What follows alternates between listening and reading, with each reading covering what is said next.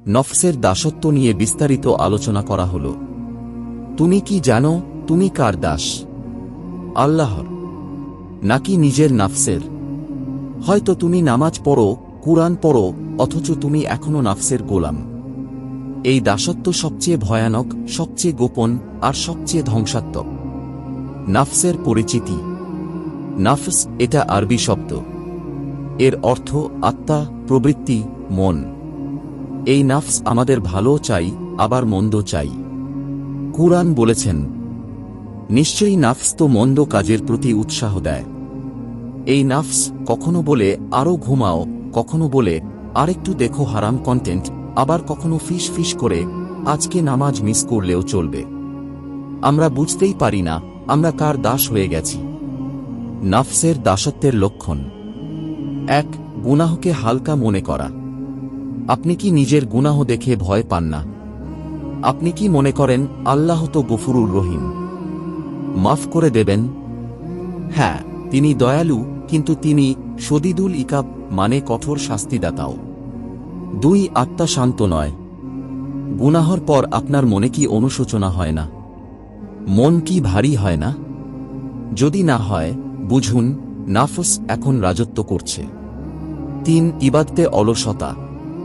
নামাজে মন বসে না, কুরআন খুললেই ক্লান্তি আসে, এগুলো স্পষ্ট লক্ষণ। ইত্যাদি। নফস যেভাবে আমাদের ফাঁদে ফেলে। নফসের একটি কৌশল ধীরে ধীরে টেনে আনা। প্রথমে ছোট গুনাহ, তারপর বড়। প্রথমে একটু দেখো, তারপর হারাম ভিডিও। প্রথমে আজকে বাদ দাও, তারপর নামাজই ছাড়ো। এভাবে সে আপনাকে নিজের গোলামে পরিণত করে ফেলে। আপনি ভাবতেই পারেন না আপনি বন্দী। শয়তান বনাম নফস। অনেকেই ভাবে সব গুনাহ শয়তানের কাজ। কিন্তু জানেন কি?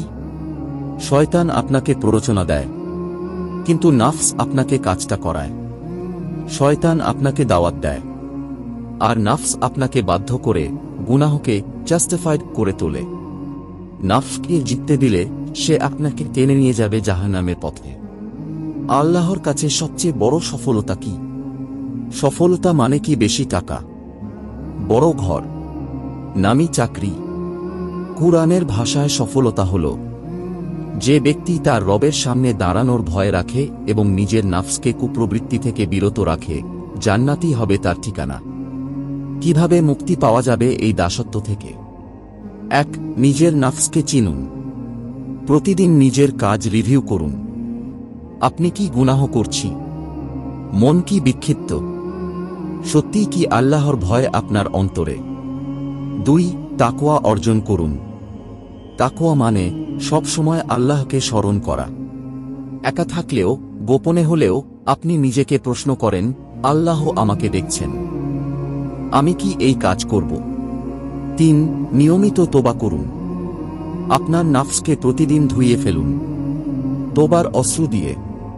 নবীজি সাল্লাল্লাহু আলাইহি ওয়াসাল্লাম বলতেন, আমি দিনে ৭০ বারেরও বেশি তোবা করি। ৪. নফল ইবাদত করুন। নফল নামাজ, রোজা, জিকির এসব নফসকে দুর্বল করে দেয়। ৫. নেক সঙ্গী বাছুন। নাফিস সব সময় সঙ্গ পছন্দ করে। আপনি যদি নেক লোকদের মাঝে থাকেন, আপনার নফসও ভালো পথে চলবে। ৬. সাহাবীদের দৃষ্টিভঙ্গি।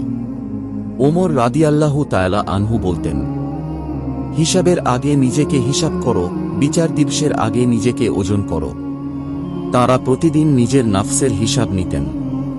তারা জানতেন নফস যদি জিতে যায়, জান্নাতের দরজা বন্ধ হয়ে যাবে।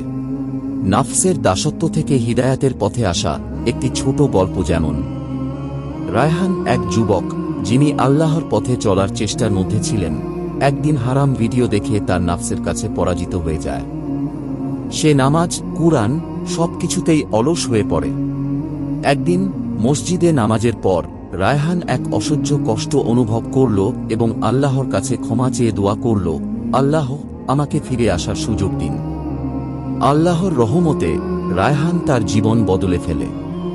সে আবার নামাজ পড়তে শুরু করে, কুরআন তিলাওয়াত করে এবং হারাম থেকে দূরে চলে যায়। রায়হান বুঝে যায়, নফসের বিরুদ্ধে যুদ্ধ শুরু করলেই সত্যিকারের হিদায়াত অর্জন সম্ভব। এখন রায়হান জানে আল্লাহর সাহায্যে সে নাফসের দাসত্ব থেকে মুক্তি পেতে পারে। তাই নিজেকে জিজ্ঞেস করো আজ, তুমি কি তোমার নাফসকে নিয়ন্ত্রণ করছো নাকি সে তোমাকে নিয়ন্ত্রণ করছে? তুমি কি নিজের গুনাহে কষ্ট পাও? তুমি কি নিজের মধ্যে তাকওয়ার ছোঁয়া অনুভব করো? যদি উত্তর না হয়, তবে এখনই শুরু করো আত্মসংগ্রামের যুদ্ধ। একটাই রাস্তা, নিজের নাফসকে পরাজিত করা। আল্লাহ বলেন, সে সফল যে নিজের নাফসকে পবিত্র করেছে, এবং সে ব্যর্থ যে তা কলুষিত করেছে। এই আয়াতেই আছে পুরো জীবন দর্শন। যারা নিজেদের নাফসকে চিনেছে, শোধন করেছে, তারা সফল। আর যারা গুনাহে ডুবে থেকেছে, তারা ব্যর্থ। আর আজ যদি আপনি নিজেকে জিজ্ঞেস করেন, আমি কে? উত্তরটা হোক, আমি আল্লাহর বান্দা, আমি নাফসের দাস নই। তুমি যদি এই লড়াই শুরু করো, আল্লাহ তোমার পাশে থাকবেন ইনশাআল্লাহ। নিয়মিত এরকম হৃদয়স্পর্শী ইসলামিক ভিডিও পেতে আমাদের এই চ্যানেলটি সাবস্ক্রাইব করে পাশে থাকা বেল আইকনটি প্রেস করে পাশে থাকুন।